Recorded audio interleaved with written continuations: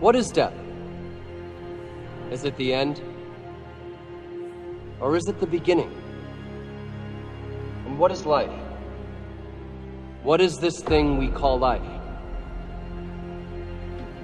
Indiscriminate. Only when your attention and involvement is indiscriminate does the universe open up to you. Because life is happening because of its openness. This is a fundamental difference between death and life is, people are thinking it's just breath, all right, on one level. That is also openness. Whether you allow this to happen or you don't allow it to happen.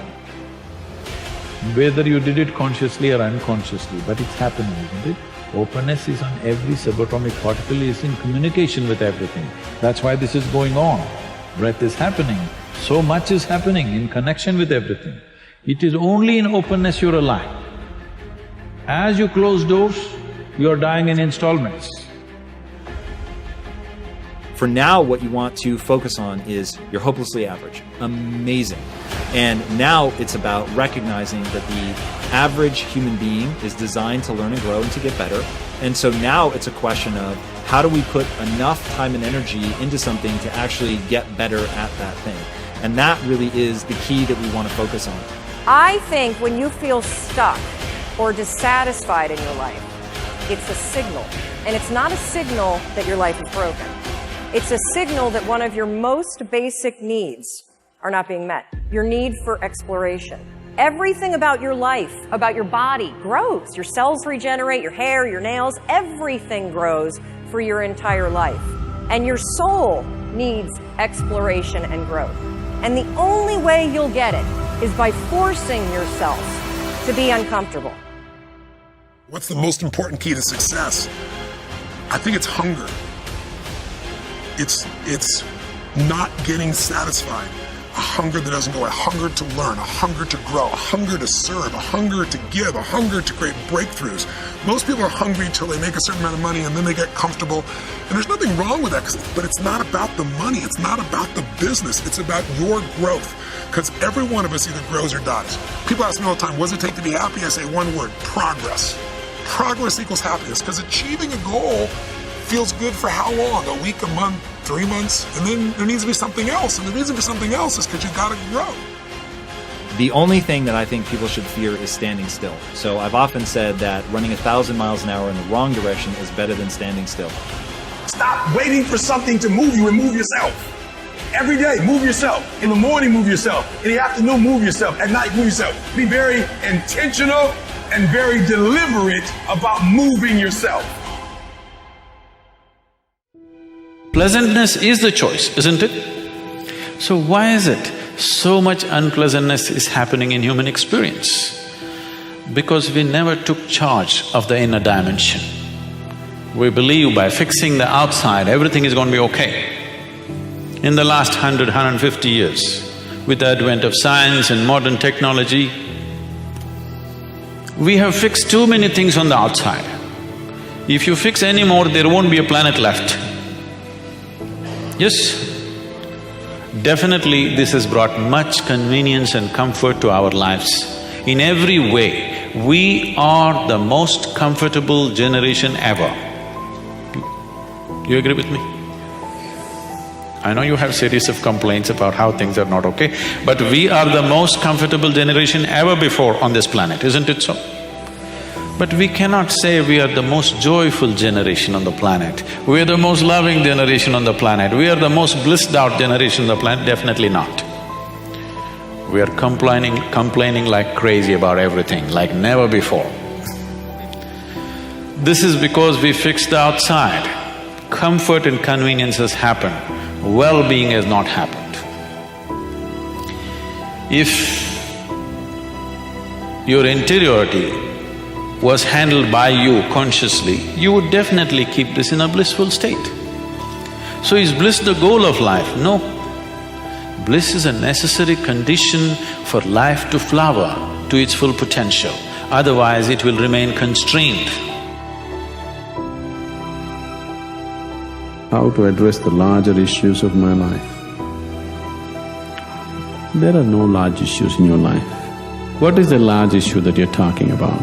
It is just about what job to take, which girl to marry, that about covers it. where to go for vacation, whether to get married or not get married, These are the things, isn't it? These are not large issues, these are little things in your life. Yes, oh, is it just a small thing whom I get married to? I'm not saying it's a small thing, but as an issue, it's a small issue, little issue. As a consequence to your life, yes, it has many things. But this is something that human beings have done for millions of years. We have enough experience on these things, isn't it? We know that whatever job we take, whoever we marry, it is just the way we make out of it. Every experience of life, you can make it an enriching experience. Every experience in your life, you can make a curse out of it. See, there is nothing wrong in your job, whatever job you're doing. There's nothing wrong getting this job, there's nothing wrong in losing this job. There's nothing wrong in getting married, there's nothing wrong in getting divorced. There's nothing wrong in not getting married. There is nothing wrong in anything, there's nothing wrong in this or that. But it is just that you make misery out of it, that's wrong. If you do this, you make misery out of it. If you do that, you make misery out of it. That's what is wrong with you. So you got married, is it wrong? That's not the point. There's nothing wrong with it. You did not get married, is it wrong? No, there's nothing wrong with it, that's wonderful too. You got divorced, is it wrong? No, that's also wonderful. It is just that you make misery out of everything, that's what is wrong. You just address that one issue, everything will be settled. The ego, of course, looks for liberation from its unsatisfying, unsatisfactory state. The ego knows it knows something is missing, but it always looks in the wrong place. As we've already said, it looks there but never here. So it never goes deep into life, into what is. It ignores the simple reality of the present moment and looks towards the next moment for satisfaction, for that which I can add that will make me complete. Hence its obsession with future, with the next moment. And hence everybody lives that way, almost everybody, as if the next moment were more important than this moment. And isn't that strange? It's a form of mental illness because the next moment doesn't even exist. Except as a thought in your head. That's the only absolute reality that future has, is it exists as a thought in your head. And it is fine, as for practical purposes, it's a helpful thought that there is such a thing as future, because it enables you to make an appointment. So it's helpful. We got here because of future, because of this thought that there is such a thing as future. But there isn't, because nobody has ever seen it, or touched it, or experienced it. And since nobody has ever seen, touched, or experienced it, we can assume that it doesn't exist. And obviously it doesn't, because when the future comes, it's the now.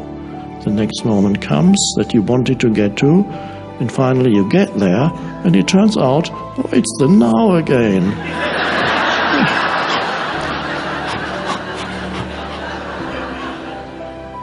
And the ego runs away from it, not realizing that what it has been looking for is hiding here. No matter what form this now takes, it is hiding where the conditioned mind, which is the ego, has never really looked.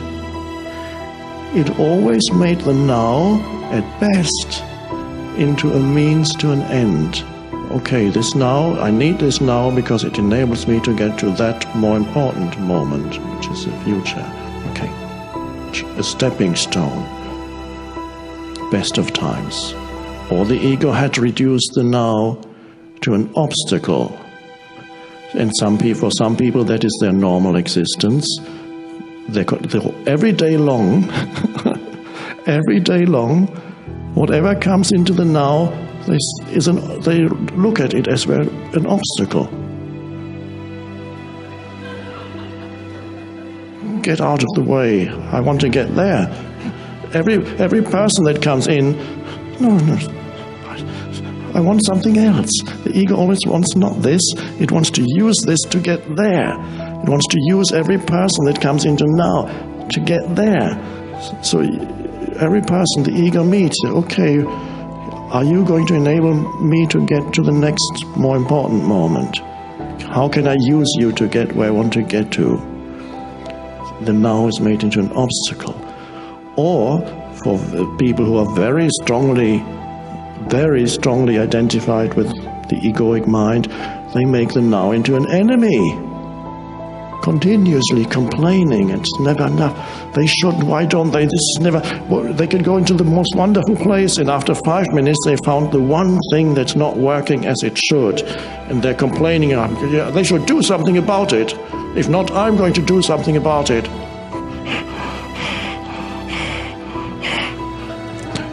And if they're not complaining verbally, they're complaining in their heads. They're complaining about situations, about other people, about what's happening, or complaining that something that should be happening is not happening. This sounds insane, because it is insane.